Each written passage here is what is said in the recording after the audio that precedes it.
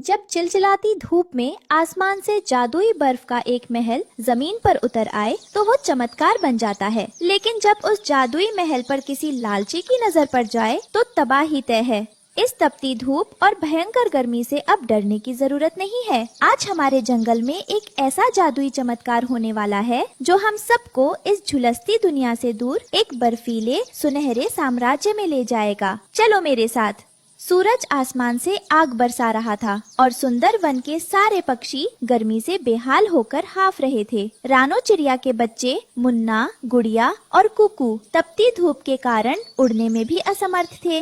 ओहो, आज तो गर्मी ने सारे रिकॉर्ड तोड़ दिए हैं। मेरे मासूम बच्चे इस तपती धूप में ना तो खेल पा रहे हैं और ना ही आराम से सो पा रहे हैं। काश हमारे पास कोई ऐसी ठंडी जगह होती जहाँ ये बच्चे सुरक्षित रह पाते। तभी आधी रात को आसमान से एक नीली रोशनी बिखेरता हुआ जादुई हिम तारा सीधा मैदान में आ गिरा, जिसने पूरी हवा को कड़ाके की ठंडक में बदल दिया। अरे भाई बंटी, न्यू देख आसमान की तरफ। यो क्या गजब हो गया। आधी रात को सूरज निकल आया के इतनी तेज नीली रोशनी तो मैंने अपनी पूरी जिंदगी में ना देखी। सूरज नहीं हरिया भाई, ये तो कोई टूटता हुआ तारा है जो सीधा हमारे जंगल के मैदान में आ गिरा है। पर भाई कमाल देखो, इसके गिरते ही कड़कती गर्मी गायब हो गई और हवा इतनी ठंडी हो गई कि मेरे पंख कांपने लगे हैं। अरे ओ हरिया, बंटी, तुम दोनों यहाँ खड़े खड़े तमाशा देख रहे हो। दौड़ो, वो तारा रानो चिड़िया के घोंसले के पास वाले मैदान में गिरा है। वहाँ तो ऐसा लग रहा है जैसे कश्मीर की वादियों जैसी बर्फ जमने लगी हो। चलो रानो को जगाकर ये खबर देते हैं। सभी पक्षी उड़कर रानो के घोंसले के पास पहुँचते हैं और जोर जोर से आवाज लगाने लगते हैं। रानो, हरी ओ रानो बहन, जल्दी बाहर आ। भगवान ने तेरी पुकार सुन ली से। तेरे घोंसले के ठीक नीचे आसमान से एक जादुई चीज आ गिरी से। क्या हुआ हरिया भैया, इतनी रात को तुम सब इतने उतावले क्यों हो रहे हो? और अरे, ये अचानक इतनी ठंडी हवा कहाँ से चलने लगी? मेरा तो बदन सुहावना महसूस कर रहा है। सुनो जंगल के निवासियों, ये कोई साधारण तारा नहीं है। ये प्राचीन किताबों का जादुई हिम तारा है। इसकी शक्ति से बनी कोई भी चीज इस भयंकर गर्मी में कभी नहीं पिघलेगी। रानो, ये तारा सिर्फ तुम जैसी एक नेक-दिल माँ की पुकार पर यहाँ आया है। ये तो हमारे बच्चों के लिए कुदरत का एक अनमोल उपहार है। मुन्ना, गुड़िया, कुकू, जागो मेरे प्यारे बच्चों, बाहर आओ। आज हम सब मिलकर इस जादुई तारे की मदद से अपने सपनों का बर्फीला किला बनाएंगे। रानो माँ और बच्चों ने जादुईदा हिम तारे को छुआ और देखते ही देखते मैदान की सारी मिट्टी चमकती हुई सफेद बर्फ में बदलने लगी। सब मिलकर एक विशाल और सुंदर बर्फ का महल बनाने में जुट गए। माँ देखो, मैं बर्फ की सुंदर और मोटी मोटी दीवारें बना रहा हूँ। ये दीवारें हमारे घर को बाहर की इस जानलेवा धूप और गर्मी से पूरी तरह सुरक्षित रखेंगी।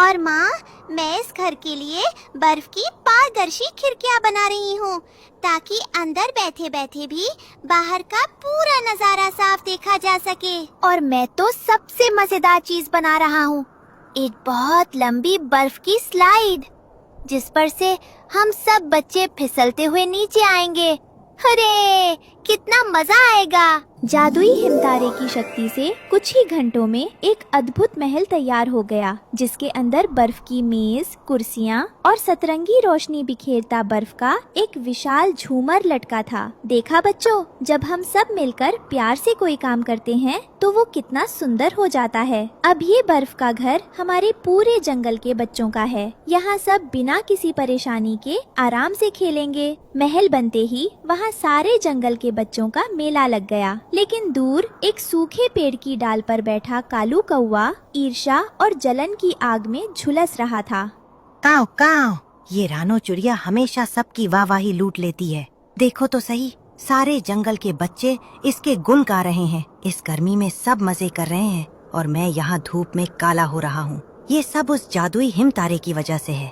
कालू कौवे के दिमाग में एक बहुत ही दुष्ट और लालची विचार आया। वो अपनी चोंच को रगड़ते हुए एक साजिश रचने लगा। अगर मैं किसी तरह रात के अंधेरे में इस बर्फ के घर से वो जादुई हिम तारा ही चुरा लूं तो क्या होगा? फिर ये घर पिघल जाएगा और उस तारे की मदद से मैं जंगल की सबसे ऊंची पहाड़ी पर अपने लिए सबसे बड़ा बर्फ का महल बनाऊंगा। रात के सन्नाटे में जब सब गहरी नींद में सो रहे थे, कालू कौवा दबे पांव झपट्टा मारकर जादुई हिमतारे को चुराकर उड़ गया। कोई जाग न जाए, बस एक बार ये तारा मेरे हाथ लग जाए, फिर तो मेरी चांदी ही चांदी है। अब मैं इस पूरे जंगल का राजा बनूंगा। तारे की जादुई शक्ति दूर होते ही बाहर की गर्म हवा ने बर्फ के घर पर हमला कर दिया और दीवारें पानी बनकर पिघलने लगीं। पानी टपकने की आवाज से बच्चों की आंखें खुल गईं। माँ, ओ माँ, जल्दी जागो, देखो हमारी बर्फ की खिड़कियाँ पानी बन रही हैं। हमारा सुंदर घर टूट रहा है माँ। हे भगवान, हमारा हिमतारा चोरी हो चुका है। बिना तारे के ये किला कुछ ही मिनटों में पानी बन जाएगा। मुन्ना, तुम यही रुको, मैं और गुड़िया चोर के पंजों के निशानों का पीछा करते हैं। कालू कौवा तारे को दबाए जंगल की सबसे ऊंची अनजान पहाड़ी की तरफ बढ़ रहा था, लेकिन तभी एक भयानक बर्फीली आंधी चली और वो रास्ता भटककर एक अंधेरी गुफा में जा घुसा। बाप रे बाप, यहाँ तो बहुत ठंड है। इस गुफा के अंदर तो घोर अंधेरा है। चलो थोड़ी देर यहाँ रुक जाता हूँ, फिर सुबह अपना महल बनाऊंगा। तभी गुफा के अंधेरे में से दो बड़ी बड़ी सफेद और चमकदार आंखें दिखाई दी। वो इस जादुई हिमतारे का प्राचीन रक्षक, एक विशालकाय बर्फीला भालू था। मूर्ख कौवे, तेरी इतनी हिम्मत कि तूने ब्रह्मांड के सबसे पवित्र हिमतारे को चुराने का दुस्साहस किया। तू एक चोर है, तूने बच्चों की खुशी छीनी है। अब तू हमेशा के लिए मेरी कैद में रहेगा। नहीं नहीं, मुझे छोड़ दो भालू जी, मुझसे बहुत बड़ी गलती हो गई। मैं तो बस छोटा सा महल बनाना चाहता था। मुझे मत पकड़ो, बचाओ, कोई मुझे बचाओ। तभी साहसी रानो चिड़िया पंजों के निशानों का पीछा करते करते उस खौफनाक गुफा में दाखिल हुई। उसने देखा कि कालू कौवा भालू के भारी पंजे में दबा हुआ अपनी जान की भीख मांग रहा है। माँ देखो, कालू अंकल ने ही हमारा तारा चुराया था। इन्हें इनके किए की सजा मिल रही है। चलो हम अपना तारा लेकर चुपचाप यहाँ से भाग चलते हैं। नहीं मुन्ना, भले ही कालू ने हमारे साथ गलत किया, लेकिन इस समय वो बहुत बड़ी मुसीबत में है। एक माँ कभी किसी को तड़पता हुआ नहीं देख सकती। हमें कालू की जान बचानी होगी। रानो चिड़िया बिना डरे उस विशाल भालू के सामने खड़ी हो गई और आदर से अपने हाथ जोड़ लिए। प्रणाम भालू देव, मैं जानती हूँ कि कालू ने लालच में आकर अपराध किया है, लेकिन भालू देव, सजा देने से बड़ा धर्म क्षमा करना होता है। कालू को अपनी गलती का एहसास हो चुका है, कृपया इसे छोड़ दीजिए। चिड़िया, तू उस चोर को बचाने के लिए मुझसे विनती कर रही है जिसने तेरा घर उजाड़ दिया। तुझे अपने घर की चिंता नहीं है? घर तो बर्फ का है भालू देव, वो दोबारा बन सकता है, लेकिन अगर आज कालू का जीवन खत्म हो गया तो वो कभी वापस नहीं आएगा। भूल सबसे होती है, लेकिन जो अपनी भूल सुधारना चाहे उसे मौका मिलना चाहिए।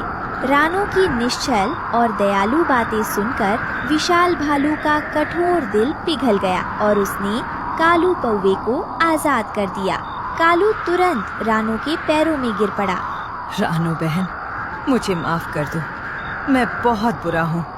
मैंने तुम्हारे बच्चों की खुशी छीनने की कोशिश की, लेकिन तुमने फिर भी मेरी जान बचाई। ये लो तुम्हारा जादुई हिमतारा। आज के बाद मैं कभी किसी का बुरा नहीं सोचूंगा। कालू, तूने अपनी गलती मान ली है, इसलिए आज तेरी जान बच गई। रानो चिड़िया, ये जादुई तारा हमेशा के लिए तुम्हारा हुआ। जाओ और अपने साम्राज्य को खुशियों से भर दो। रानो चिड़िया ने उस जादुई हिमतारे को वापस लाकर जैसे ही स्टैंड पर रखा, एक महा चमत्कार हुआ। पिघला हुआ पानी दोबारा बर्फ बनने लगा और महल पहले से 5 गुना बड़ा और आलीशान महामद महल बन गया। पूरा सुंदर वन इस अद्भुत नजारे को देखकर दंग रह गया। चारों तरफ बर्फ के झूले और खेल का मैदान तैयार हो चुका था। कालू अब पूरी तरह बदल चुका था और बच्चों का दोस्त बन गया था। काओ काओ, प्यारे बच्चों, चलो चलो सब लाइन में लग जाओ। आज कालू अंकल आप सबको इस बर्फ की सबसे ऊंची स्लाइड पर अपने पंखों पर बिठाकर घुमाएंगे। आ जाओ सब। वाह, कालू अंकल तो बहुत अच्छे हो गए। चलो बर्फ की ट्रेन में बैठते हैं। चुक चुक चुक चुक। लालच और धोखा हमेशा इंसान को ले डूबता है। उसका अंत बुरा ही होता है, लेकिन जो अपनी गलती को मानकर सच्चे दिल से माफी मांगकर उसे सुधार लेता है, वही दुनिया का सबसे सच्चा इंसान कहलाता है।